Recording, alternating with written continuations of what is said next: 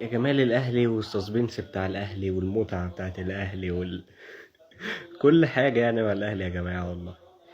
يعني تبقى كسبان اتنين، وبعدين بقى باخطاء لعيبتك تتعادل اتنين اتنين، وبعدين بقى في الوقت الاضافي تقوم رازع التالت وبعدين الرابع. يعني الواحد هيموت. هيموت من الاثاره والسسبنس ده والله. بس يعني الحمد لله.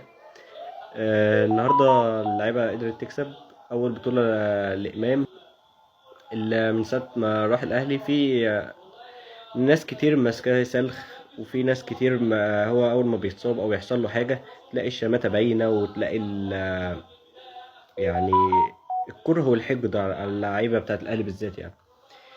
آه الحمد لله. الحمد لله، بطوله في وقت مهم، بطوله في ختاميه السنه.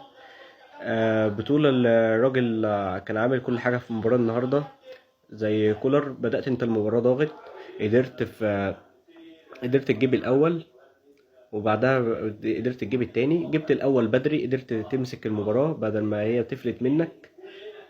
قدرت اللي هو تبقى حاصر فيوتشر في نص ملعبه في منطقة جزائه.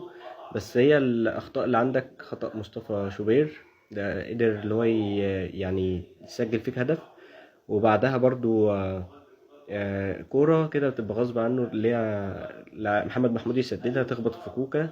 كان كوكا تقريبا خبطت فيه، غيرت اتجاهها دخل الجون، يعني برضو دي لا يسأل عنها. هو يسأل عن الغلطة اللي هي بتاعت الهدف الأول. بعدين الأهلي عمل تغييرات، نزل طلع كوكا، طلع كوكا وكهربا، وطلع إمام، وكان من قبلها مطلع حسين، وطلع هاني، ونزل بقى الأسطورة موديست. الأسطورة موديست عم مهاجمين العالم طبعا، اللي النهاردة قدر يجيب لنا الهدف الحاسم برأسية روعة. والتحركات بتاعته كانت كويسة فعلا قبل لحظة الهدف، حتى كان بيسبق المدافعين وبيتحرك كويس. والكرة ولا فيها أي حاجة، يعني كرة سليمة 100%.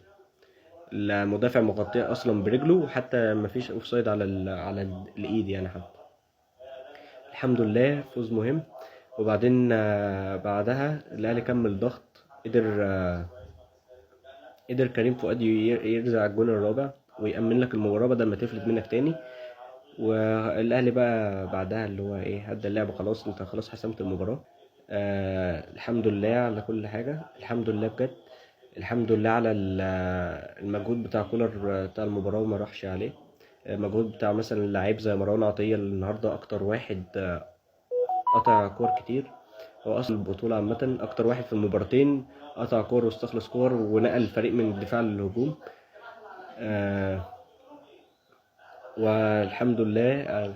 عندك واحد زي أسطورة زي علي معلول، هو عنده 34 سنة يلعب المباراة الأخيرة يعمل لك أسيستين، أسيست بدري في بداية المباراة وتلت ساعة، وأسيست تاني في الدقيقة 100 و 115 تقريبا. يعني بجد يعني العمر مجرد رقم يعلوله والله. وعندك النهاردة يعني رأسيات واستغلال الكور الثابتة والعرضيات، استغلال الكور الثابتة زي كرة كهربا اللي هي بتاعت الركنية. قدر يطلع وسبق المدافع و... ولف جسمه بطريقة حلوة وقدر يسجل الجون الأول.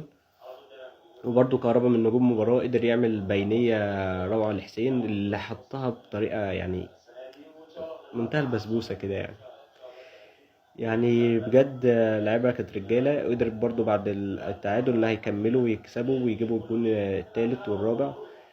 الحمد لله، رغم ان لعيبة فيوتشر عمالة تضيع وقت عمالة تعترض. وعندك عمر السعيد نازل. يا اسطى انت نازل بحرقه كده ليه؟ انت نفسي بس افهم، يعني انت قدام الزمالك الحرقه بتاعتك ما بتبقاش موجوده ليه يعني؟ ولا هو اللون الاحمر بيبقى سبايسي يعني عليك، ولا ايه الدنيا؟ المهم الحمد لله قدرنا نكسب وننهي المباراة في الوقت الإضافي قبل ما نروح ضربات الجزاء، ودي طبعا بتبقى فيها حظوظ، انت كنت ممكن يعايم بقى، ممكن تكسب أو تخسر. الحمد لله، كل الدعم لكولر واللعيبة في اللي جاي. السلام عليكم.